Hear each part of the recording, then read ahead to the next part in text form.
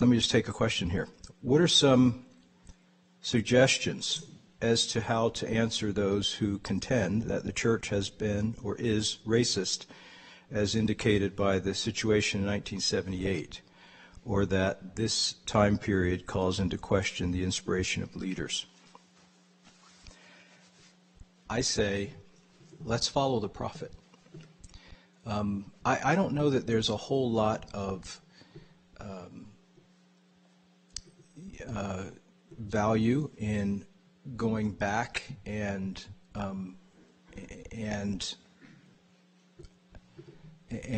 looking for blame to go around. There's probably plenty of it. I don't know. Maybe there's not. But I don't know that there's value in that. One of the things I was asked to speak about as well was how I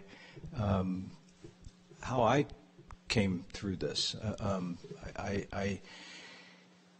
I have a quintessential African American background.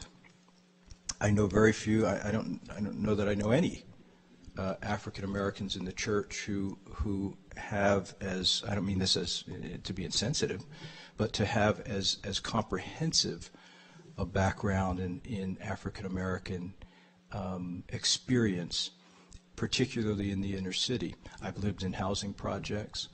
I was in the Nation of Islam. That's where Ahmed comes from. I was held by Malcolm X as a baby.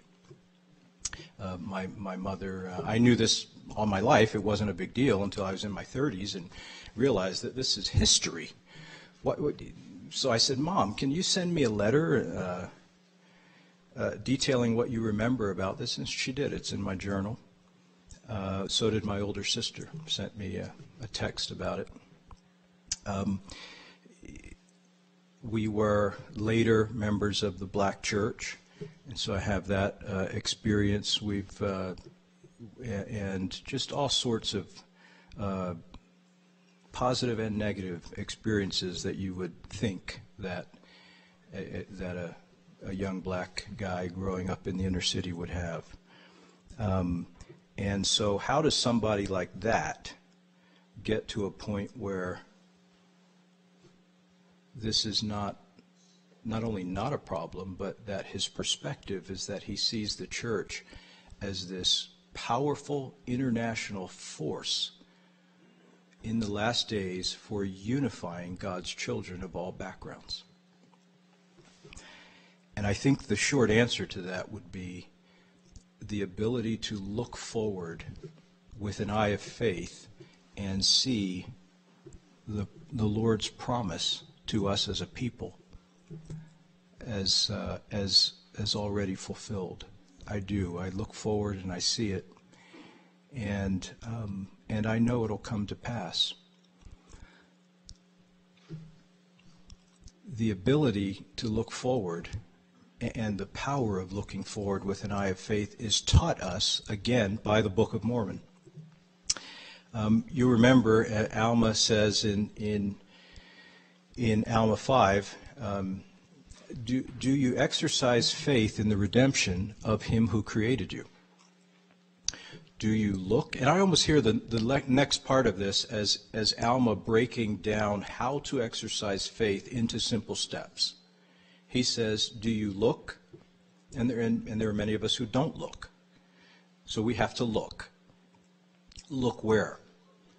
Forward. Do you look forward with an eye of faith and view this mortal body raised in immortality, this corruption raised in incorruption? In other words, the promise fulfilled, God's promise fulfilled in our lives.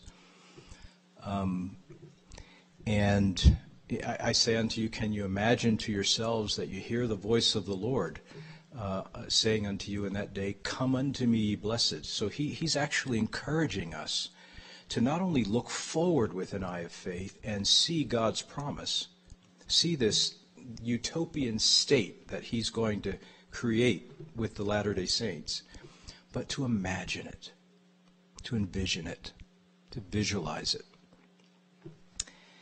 And as we do that, the Holy Ghost bears witness to us that this is a true vision, that we will get there as a people.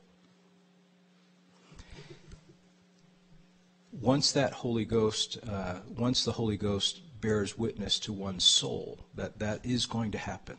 This will happen. And we in this room and in this church are going to make it happen, miraculous as that is.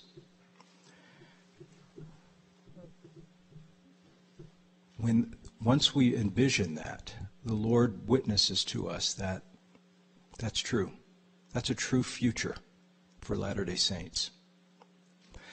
And so I hope that, if nothing else happens, I hope that you'll leave tonight with an absolute certainty that the Church of Jesus Christ of Latter-day Saints will be unified, that we will be a unified family.